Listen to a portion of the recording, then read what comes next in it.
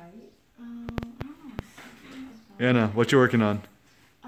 Buy books, not gear. Oh yeah, first of all, introduce yourself to the camera. Hello, I'm Anna. Who is Anna? Haptic creative director. Haptic creative director. So what you working on, Anna? Oh, you also happen to be my sister, right?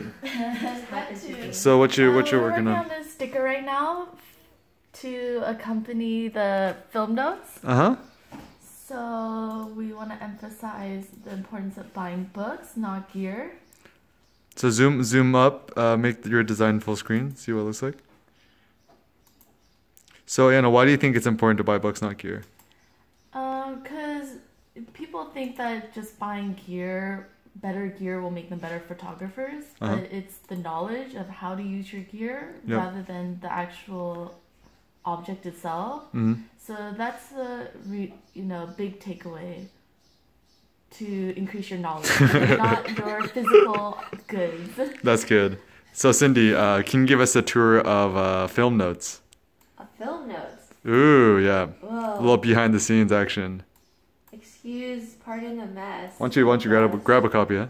Of this. Did you see how ridiculous this table is? Oh, let's do a tour. Let's do a tour of the table. This is actually kind of fun. Yeah. So what do we have here on the table? So we got Bellamy's film, Okay, JCH Street Pen. Exciting is that we just released film notes. The amazing thing is, like, when we have a team, we can get something out really fast. Yesterday we picked it up, hot from the press, Yay. packed it up, sent it off. Took photos, product photos. Do you like our product photo setting right here with the natural light? So just shooting it here. Yeah. And then we have the nice little skylight there. Face mask from Vietnam. So yeah, the natural light. We're shooting them here. First order for film notes sent to, thank you, Renata Halim from Indonesia. First order of film notes sent from our shop to the world. Let's see, where are our film notes? Here. So this little guy, film notes. So why do you like? So why'd you make Film Notes, Cindy? So two reasons.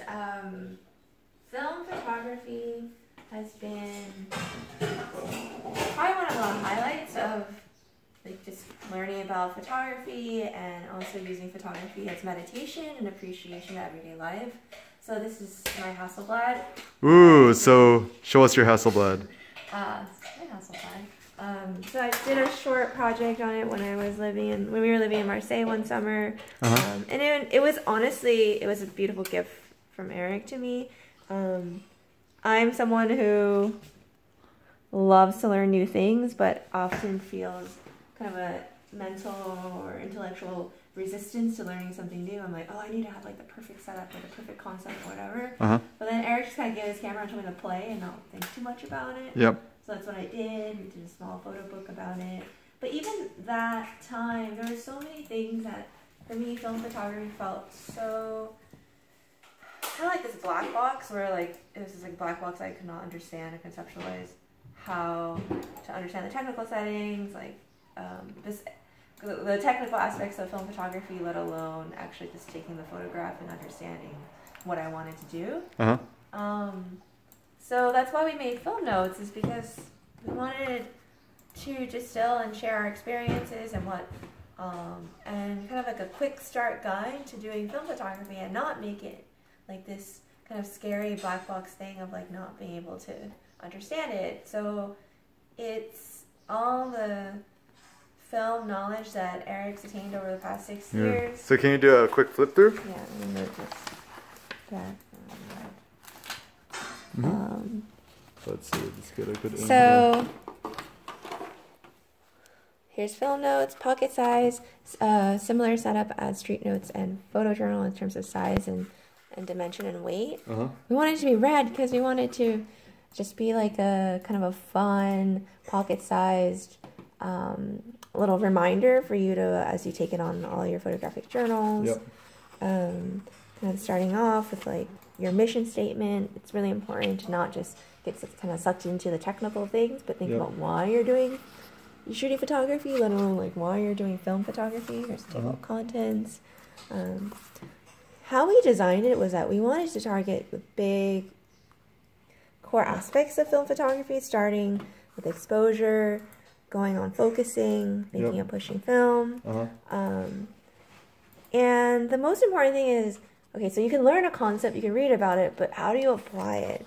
So how we designed it, similar to Street Notes and Photojournal, is we have kind of a short text description, and then we have reflections modeled after a lot of like workbooks or primers, like kind of like educational workbooks where you apply the knowledge and kind of reflect and interpret it yourself. This probably was the longest page to take. It took to like refine everything. Was like, how do we understand and explain exposure in a clear, simple manner? So this is that. And then the thing is, okay, so you learn exposure, but how do you actually really learn it and apply it within your own photography? So we have this cool concept, which even took longer to conceptualize because we spent a lot of time thinking about design, what was intuitive, what would be useful. So imagine, okay, so we studied and went over exposure. Now we want to understand exposure. So here are the assignments where you stick to one camera, one lens, shoot fully manual, and then basically you take this booklet out with you in the streets when you're shooting with your Hasselblad or your Leica. So pretend it's, or it doesn't have to be a Leica, but with your film camera, you would document and record all your film settings for each shot. I mean, again, you can repeat if it's the same shot or the same type of settings for multiple shots. You could just do shorthand and like do like as above or quotes or something. And then you want to describe the f-stop, shutter speed, light condition, and any other notes. And you can do this with one roll. So you write all your camera specifications, film and ISO you're using, start, and maybe like content summary of what it is that you're photographing. Like if you're in kind of shooting the streets in your neighborhood, or if you're shooting a birthday party or something like that, you can just describe it there. So after that, after you get it developed by a lab, just because right now you're focusing on understanding exposure, so just get it developed and scanned out lab. And then you're going to analyze your scan results. So things like, is the photo in focus? Is it properly exposed? Is it underexposed? Is it correctly exposed? 0. Is it overexposed? So you have like a little key here. Do you even like the photo? So heart, yes or no? Any other notes that you can just remind yourself so you can learn from your kind of successes or mistakes. So this is on exposure. We designed this type of worksheet model for learning for other things too. So we have it for pre-focusing, especially in street photography. We have it for, so that, again, that was the assignment of carrying it out on the streets and recording the details, and then you analyze your scan results. And then you have it also for pushing film, and then analyze the scan results. And then I'm so excited about this. Why are you excited? Because it's so cool. It reminds me of like learning stuff as a kid, and it reminds me of just like playing and understanding, like really understanding kind of into the weeds of how things work. And what's exciting too is that we also have some blank pages, so you can kind of do the same thing, but for different types of assignments that we have, like at least, I forgot, 13, 15 assignment, 10. A lot of assignments here for you to play with, and you can do a similar model of like recording your settings and then analyzing your scan results on the second page, on the second column. Most important thing is just to have fun, and that's something we really emphasize in this book. It's about finding beauty in little everyday life and kind of the imperfection that you get off of film photography and compare it to digital photography. This is a really kind of a quick tips, similar to Street Notes and Photojournal. A quick tips guide for composition, sample of street settings, which is Eric's version of Sunny 16, but more applied for street photography. Yeah, haptic press, first edition, printed right down the street from our house in California. Very homegrown in that sense. Well, I have some devil's advocate questions. Okay. Why buy a film notes when you could just get all this information on their Kim blog for free? Oh, that's a good question. Totally get all this stuff online for free and use that information, but I really believe in the importance of having some type of material object to remind yourself, to hold yourself accountable, to learn and study. It's just like, a certain weight to remind yourself to continue to study film photography. And this concept of this worksheet that you carry along with you and then you analyze your scan results doesn't really exist. I mean, I guess it kind of exists if you think about how you might use like Lightroom and kind of analyzing and editing your photos. But I mean, you're shooting film photography, you really want to understand kind of like the little details of why the film photograph ended up looking the way it did, and kind of pausing and taking things slower so you can kind of understand more as to like why you got the image the way it did. It's the best way to learn, is to take things kind of in this meditative, slow pace. It's also just fun. I mean, it's good to disconnect every so often. How big is it? It's 3.5 by 5. Why don't you let's switch. You hold the camera and then I'll hold this. Okay. So, make sure not to turn it off. Hi, Anna. So, this lovely electric red color. So it'll look. Let's hear it. House is so messy because of all our working. Okay. So, the reason why you should buy film notes is because it will look great as an Instagram photo next to your expensive film camera and your $7 almond milk cappuccino. But hashtag sarcasm. Hashtag sarcasm for those guys on the internet. We got a lot of inspiration from Field Notes.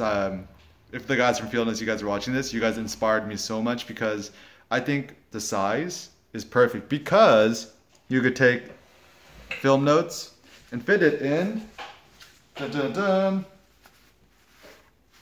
dun, back pocket. So obviously it depends on how tight your jeans are. However, it could also fit in your front pocket, or you can just kind of toss it in your messenger bag. And so the reason why I think that's so useful is, so you come over here.